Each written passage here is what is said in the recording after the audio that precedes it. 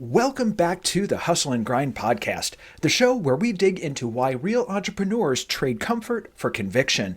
It's not about vanity metrics or overnight success, it's about the stories behind building a reputation that actually matters.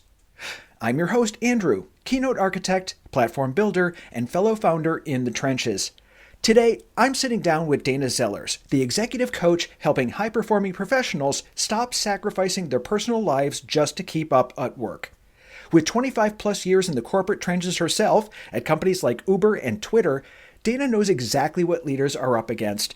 She's IPEC and ICF certified, works with clients one-on-one and in teams, and brings her experience into coaching workshops and keynote talks that challenge the hustle at all costs mindset.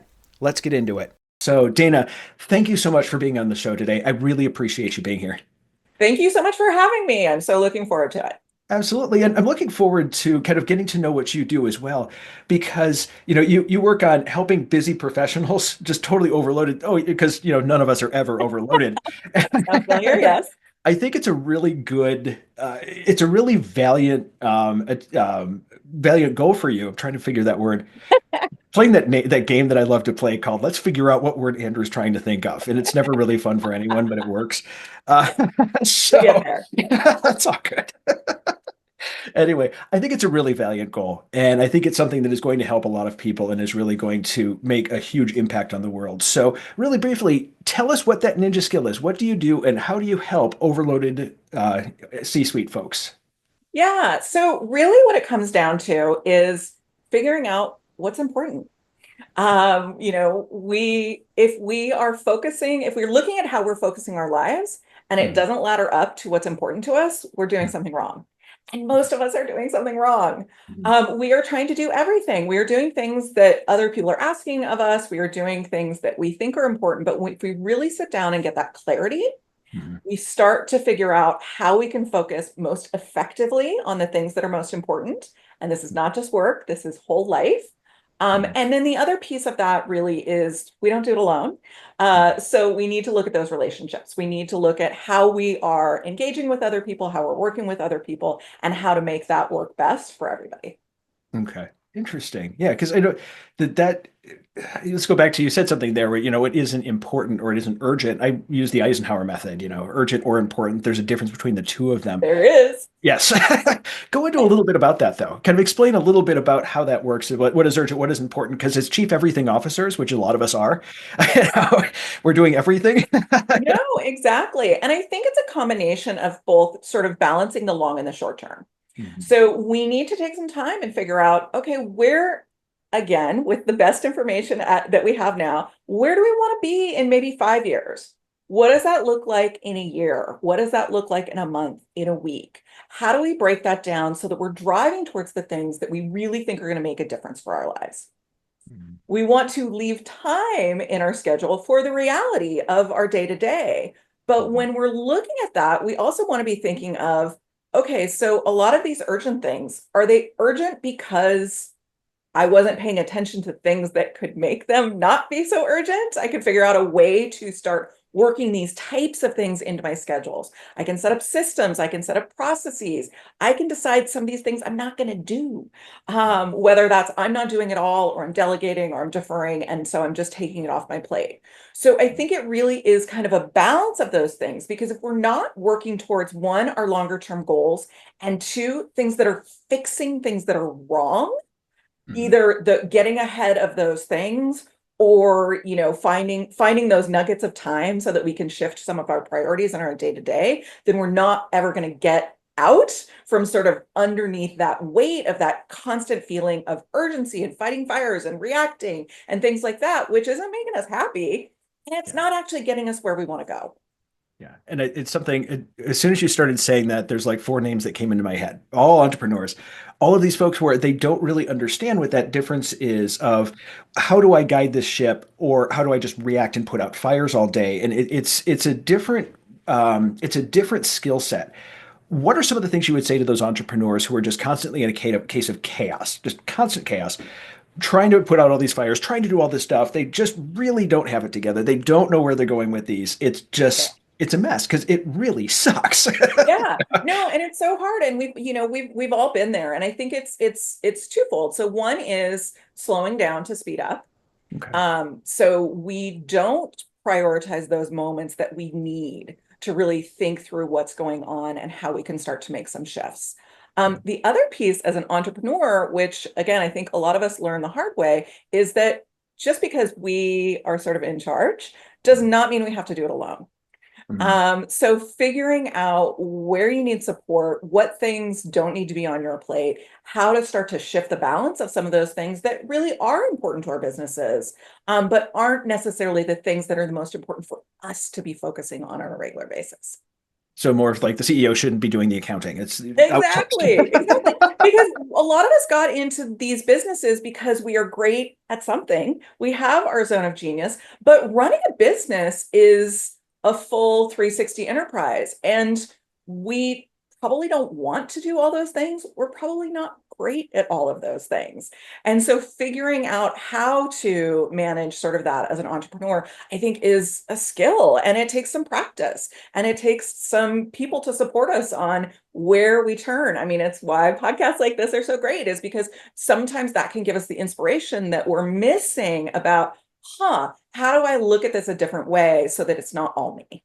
Exactly. And because our companies are our children, basically, and our Yeah, company, we're so embedded in our we company. It's care. not a We standard do. 9 to 5. It's like I say in my opening, there's a reason why I gave up my 9 to 5 for an 8 a.m. to 10 p.m. Yeah, And that shift is our work-life balance is totally different, like it's completely different. different than most people's. And we're much more embedded. We care a lot more about this company because we have put our heart and soul into it. And I think that because of that, with a lot of good intentions, we get micromanaging, we get working way outside your lane, we get, especially when a company first starts trying to do everything because Yeah, you we're might not trying have to the resources. Yeah, we're trying to be scrappy with both our time and our money. And I think, it's really interesting. I came from a corporate environment, and a lot of the clients that I work with are doing that thing where they're overwhelmed and they're working so many hours and they don't want to be. One of the reasons I moved to doing my own business was to have some of that flexibility, to have some of those pieces. And I found when I first moved into the role, it was even more encompassing than when somebody else was telling me what to do. Again, because like you said, I cared about it. This was my business. These were the things I wanted to be doing. And it's taken a lot of practice to kind of get back to basics and start to figure out, like, how can I take time off during the week if I want to for something? Yes, Yeah. that might mean I choose to work on a Sunday. Mhm. But figuring out where I'm being intentional about those choices and some of the trade-offs. Yeah, I have a good friend of mine that goes snowboarding, and he does it. He does it like Wednesday mornings is his thing Right. because nobody's there, and it's great. And he's self-employed; he can do that. He's going But to work if on you can do Saturday it, for it, then but it's not a problem. It's a trade-off. yeah, We have the flexibility, and that's one thing that I think a lot of us got into this for is that flexibility. So yeah, I want to go absolutely. back a little bit. You said you have a corporate background. I would love to hear the series of event that got you into the situation because there's got to be a damn good story there. Yes, yes. So, being in San Francisco and working in technology, as many of us do, I think that I found myself in one environment after another where the tasks were so much greater than the time, than the people, than all of those things. In working, launching products in web development, there were always things going wrong. We were being asked to do things on short timelines with less resources. And while I loved a lot of the problem solving and figuring out, the people that I worked with were so amazing and so smart, and so dedicated to what they were doing. I could not figure out that balance of how do I make this work support my life as opposed to taxing my life. And so I started looking around and thinking, what could that be? And decided to get my certificate in coaching, which I did it in about 2016. And at the time, I really wasn't sure whether this was a career transition or whether this was just another tool in my toolkit. And this would help me better work with people and all of those things. And it was eye-opening. The idea that I did not have to be the person with all of the answers and coming in and telling people what to do, but that I could really create mindset shifts that for these smart, driven people who I think we're all in these positions and we're kind of not sure why it's not working and we think maybe it can't. Mhm. And so I think having a partner that you can work with who can really help you with those mind shifts, as well as some of those tactical things to move forward on, can make a difference that we just can't get to on our own. And so I have been so rewarded in being able to work with the kinds of people that I used to work with on a day-to-day basis, both through one-on-one coaching, training, workshop facilitation, speaking, really helping to kind of get the message out there en masse and at a one-on-one basis. Exactly. And it's one of those, you were saying that you don't have to know everything, and that's true. It's more just reflecting back onto somebody. You don't have to know absolutely everything about them. You don't have to Yeah. know all these things, but also what you have is experience. You've heard other people's stories, and so you know Yes. this is normal, right? Yes, absolutely. And I think that experience coupled with some of the skills and the techniques, it's funny when I first started coaching, I was like, because I'm in tech, I'm going to coach people in tech. Like I get that world. Yeah. And I still do coach a lot of people in tech because the language is easy and the trust and all of those things. Mhm. But I've found that through coaching people in sports franchises and food service and accounting and other logistical things, that the issues that we're all facing are really the same. Mhm. And again, I don't need to master each one of those acronyms and languages to really help people come from that. And I think it's similar as an entrepreneur. We're Mhm. all doing different things, but there's some real commonalities with the struggles and the solutions that we have in front of us. Exactly. Exactly. And I think you're mentioning the tech industry, and I really, so being having been in this industry, I understand that it is a very different industry. You know, Yes. it's a really fascinating industry for me, at least, because an industry full of a bunch of absolutely brilliant neurodivergent people, and there's such a different management style that has to happen inside tech. I've just been fascinated by the tech and managing tech people because it's just a different world, and it's fun when you get it right, but you can get it wrong pretty easily. Yeah. Yeah. And unfortunately, most people get it wrong, and not for lack of trying. I think nobody wants to be a bad manager. Right. We all go in this and we want everybody to be successful. But we are trained in a skill, like we were saying with entrepreneurs, you're trained in one technical thing and that's your expertise. And then suddenly you're managing people who do what you used to do, and you're expected to be successful in that. Yeah. And people are different. The management styles that are going to bring out the best in people is a little bit different. Mhm. And so having sort of that skill set and that knowledge, but also that understanding and awareness to kind of figure out like, okay, how am I going to get the best out of my people so that we can be greater than a group of individuals and really be successful towards whatever goal we are setting in front of ourselves. Absolutely. So, what I'd like you to do is talk to some of the some entrepreneurs who would be potential good clients for you. And the reason I say that is these are people that they know something's wrong. They have no idea what it is. Something's wrong. I am not happy with this. This isn't what I signed up for. What are some of the things you would say to them? Some of the key symptoms that you see. Yeah. Things like yeah. What are some of those, and what Yeah. would you say to those people? Yeah. And so really the key symptoms that goes through my entrepreneurial and corporate people is we're hearing people who they're probably have been doing what they're doing for a little bit, Hmm. and it is overwhelming. They are losing touch with the person that they used to be. They're spending all their day fighting fires. If they're home with their family, they are on the phone all the time and distracted and not having the ability to unplug. And unfortunately, sometimes people are coming to that point where they have health issues. They are needing some of that flexibility that they were looking for in that role. Their parents are getting to a certain age where they need a little more care. They want to make it to their kids' recitals. Whatever it may be, they're missing out on those opportunities. They are not spending time on the things that make them great at what they do. Hmm. This is the time where, again, I think that the three pieces that I really take people through the process is really the first most important piece is that clarity. So why are you doing what you want to be, what you chose to be doing? What was it about this that lit you up, that made you really excited about it? And then look around, what's actually going on? Yeah. And so that can be a combination of like looking back and being like, okay, when was I happy if I'm not happy now? What are the things that make me the most frustrated? Doing that reflection, looking, oftentimes I do time tracking with people. So not only how are you spending your time, which can be very surprising, how much time we are spending on things, but also how do you feel when you're spending your time on those things? Mm-hmm. And that can be a really key ingredient to where do we want to start making some changes. Mm-hmm. I think the first exercise that I give most people to do Mm-hmm. is to do week planning. And it sounds kind of simple, but taking the time each week to look ahead at your calendar, pick out the top kind of three things that you want to prioritize during that week, figuring out when you are going to do them, so Okay. that we're starting to integrate the things that we really want to be focusing on and finding time for those.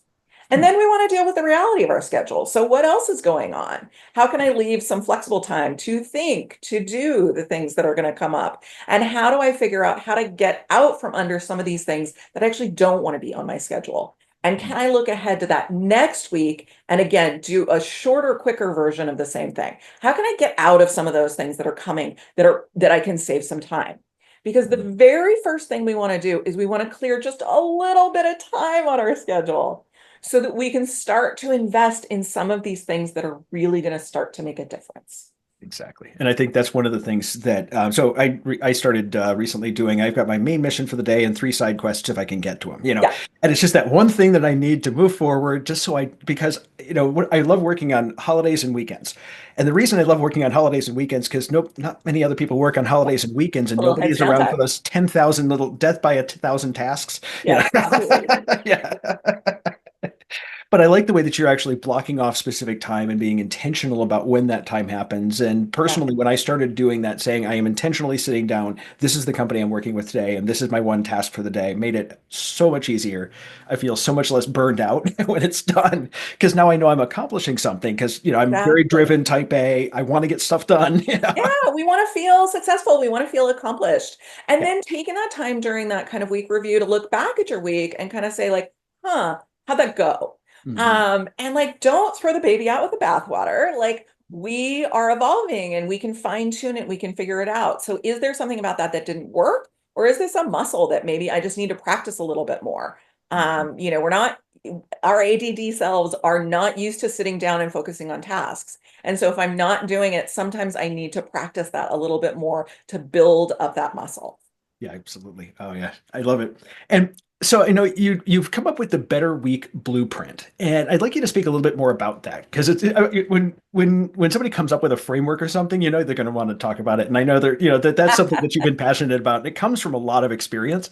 Tell me a little bit more about what that Better Week blueprint is. Yes. And so this is, in fact, the exact framework that I use for that week planning.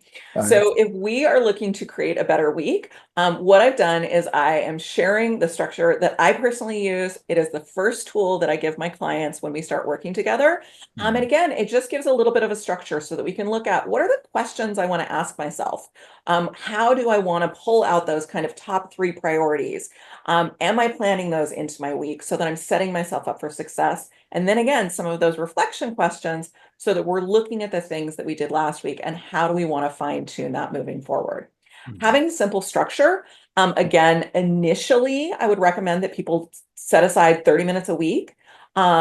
Ideally, this is sort of either at the end of your work week or at the beginning of your next week. If you're a Monday through Friday person, let's close out our day on Fridays. Let's give ourselves that weekend. Mhm. I am not. And so I often do mine on Sunday because, again, that's kind of when I'm closing out my week and setting myself up for that next week so that I can look ahead. Once you get in the rhythm of it and you start to learn that intentionality, again, that time can flex as you need within your schedule so that maybe, at the minimum, you're taking 5 minutes to look at your schedule and go through and triaging some of those things. Maybe you want to couple that with some of the extra admin work that you have. And so you want to set aside a little bit more time. So there's absolutely flexibility within that structure to really make it work best for you. Because each one of us is going to work differently, and I like the Exactly. fact that there's that flexibility because everyone has their different way of doing things. Yeah, totally. Yeah, absolutely. Like for me, I know in the mornings I'm really good at one solid task, so I get, between like about 8 a.m. and about noonish, I can get some Yeah, good solid deep thinking down. After around noon to 3, I'm not even going to try. That's my time. I know it's not I going to, know. I and love everyone's that different. Yeah, I love that you're calling that out too, because we do have different times that we work. And so once we can get a sense of those, as we're doing our week planning, it's like, okay, so don't schedule stuff in the mornings when that's your deep thinking time that doesn't need deep thought. Have those pockets where you're able to kind of plan as best around your schedule. I think I too get that sort of afternoon lull where I'm like, I take a quick walk, I get a snack, I come back, maybe I do a call or something where I don't have to be as focused, and then I get another wind. And so I know I've got a really rich working hour between like 4 and 6. Okay. Yeah, that sounds similar to mine. Yeah. All of the stuff that I don't really want to do, but that is just like click and paste or whatever it Yeah, happens to be the easy stuff, I do like 1 to 3. That's the next. exactly, exactly. Yeah. But I think it's being intentional with that time. Again, Yeah, as entrepreneurs, we have so much, we're chief everything officers. We have so much coming at us, death by 1,000 micro tasks. yeah, And I think absolutely. that having that intentional time and knowing those windows really helps a Yeah, lot. At least it's yeah, helped me tremendously. exponentially. So, as we're coming down towards the end of things, I do have one question that I ask everyone, and that is, what is one book or podcast that has had a significant impact on your life that you'd like to share with the audience today? Yeah, I love that you share this question. The book that comes to mind when I am asked that is Essentialism by Greg McKeown. Um, this is really the Bible of, I was working on a lot of these theories, and when I found this book, it was like coming home. Hmm. So again, it is that idea that if we are not focusing on the most important things to us, we are sacrificing a lot of what we're trying to do. Hmm. And so he's got some great mindset ideas, really emphasizing why that shift is so important, and then some real tactical ideas about what I call productivity, for lack of a better term, Yeah, but really is being the most effective with our time, with how we want to spend it. So why would we want to spend more time on tasks than they are worth? exactly. Exactly. And why would we spend more time on tasks than they're worth, especially the tasks we hate doing? That's the other Exactly. side too. Yeah. Right? Right? So yes. So we do want to do some thinking and some tactics to get us set it in the right direction. Awesome. So you were kind enough to say that there is a link in the bio to get the free copy of the Better Week Blueprint so you can do better for you. So that is coming to you guys. Thank you very much for the give. I really appreciate it. And Absolutely. thank you again for being on the show today. I really appreciate having you here. You've dropped some amazing wisdom and something that I think is really necessary for entrepreneurs, especially ones first starting off, is understanding that our work-life balance is very different and there's a lot more, there's some thought that has to go into it and there's some intentionality that has to go into it. It's not just I clock in at 9, I clock out at 5. Very Yeah. different. It So, really is not. So thank you so much for having me, and thank you for this platform for sharing these nuggets with your wonderful viewers. thanks for tuning into the Hustle and Grind podcast, where we unpack what it really takes to build something that matters. If today's conversation hit home, do me a favor. Share it with someone who's in the trenches too. And if you're building your own brand, platform, or message and want help turning that story into serious authority, head over to theauthorityforge.com to see how we can help. Until next time, keep showing up, keep shipping, and keep chasing the work that sets you on fire. I'm Andrew, and this was the Hustle and Grind podcast.